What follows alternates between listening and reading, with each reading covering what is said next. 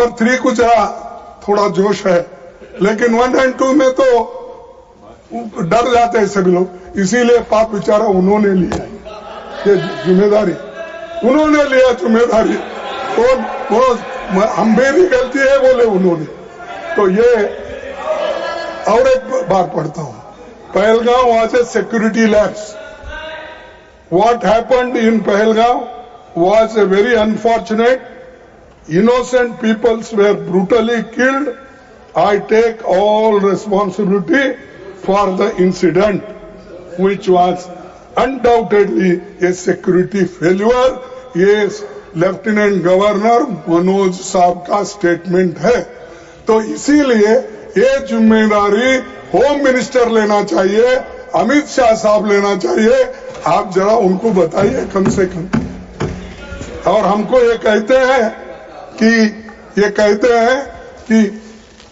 कांग्रेस ने वो किया। अरे छोड़ो भाई, कितने दिन कांग्रेस उसके नाम पे कितने दिन जिंदा रहना चाहते हैं? उसी गोली पे जिंदा रहना चाहते हैं? आपका कुछ बताओ ना, काम किए सो। अरे हम तो पाकिस्तान के 2 टुकड़े करके इंदिरा गांधी जी ने आजादी दिलाई, बांग्लादेश को आजादी दिलाई। तुम तो पहाड़, अरे आप तो सुनो, आप तो पहाड़ खोद के चुए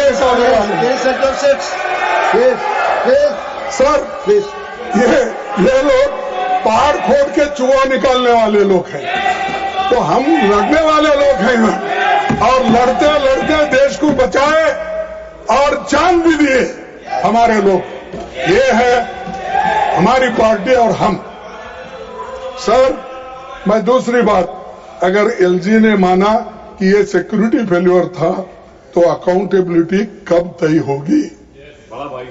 क्या उन्होंने ये बयान गृह मंत्री जी को बचाने के लिए किया, या गृह मंत्री जी ने उसको ये बात कहने के लिए कहा?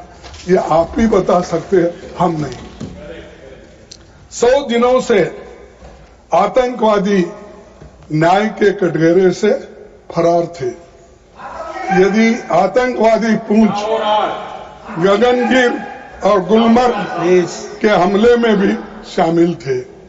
अभी बताया गया कि तीनों आतंकवादी मारे गए, 3 अब बाकी के जितने भी हैं उसका हिसाब आप ही दे सकते हैं।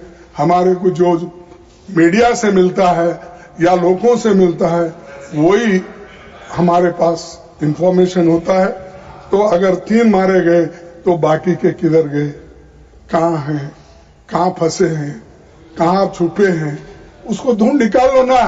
ढूंढ निकाल के ऐसा बताओ कि हम ढूंढ निकाले, ये 3 को तो हमने खत्म कर दिया, और बाकी के 6-7 लोग जो भी हैं उनको भी ढूंढ निकाल के हम उसका पीछा करेंगे। तो ये मास्टरमाइंड के बारे में कल कहा था, आज इसके बारे में भी। सर, मैं और एक चीज आपसे कहना चाहूंगा कि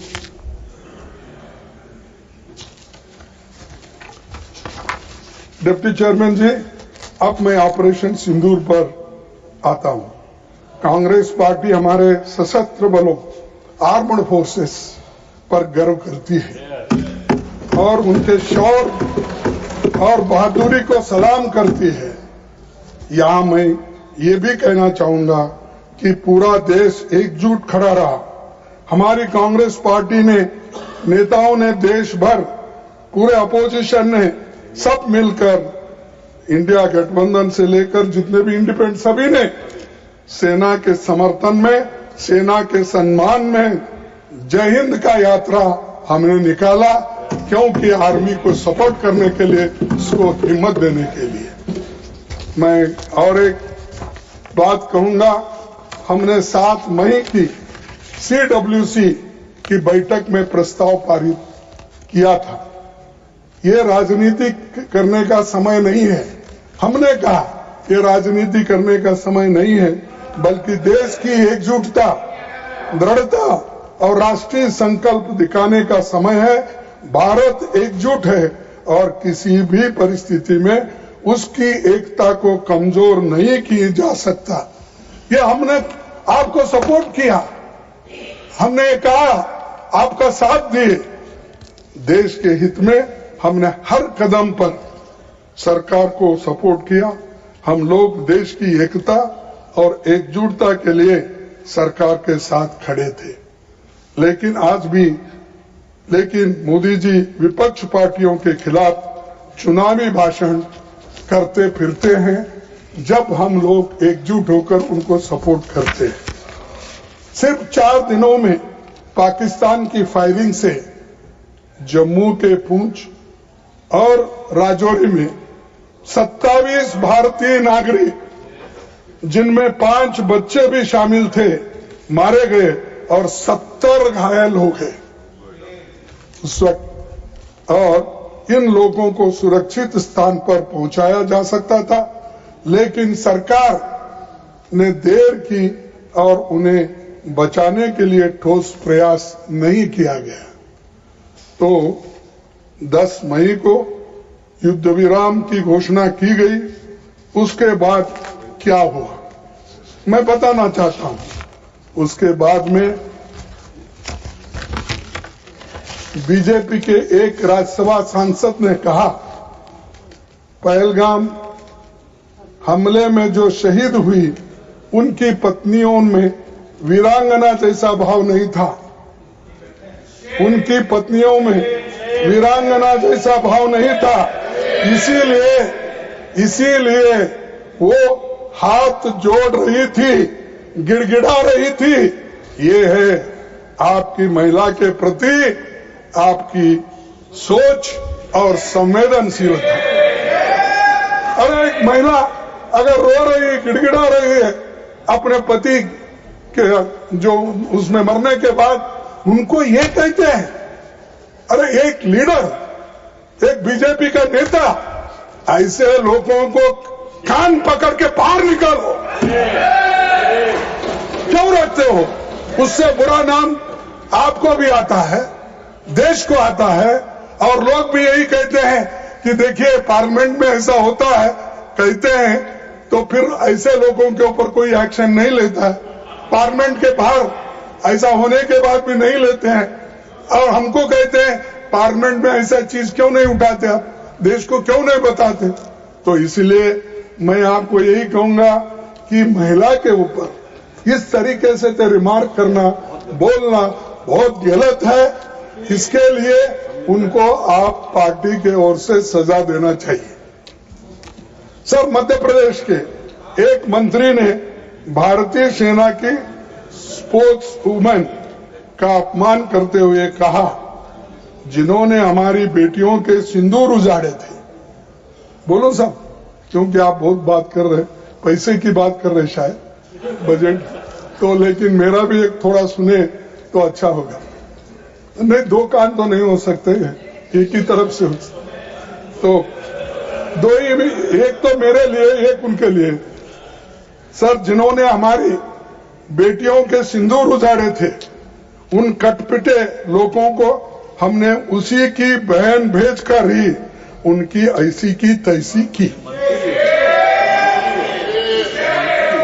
ये मंत्री है, कंत्री है, मुझे मालूम है, उसका तो यहाँ पर उसको तो कंडम करना चाहिए।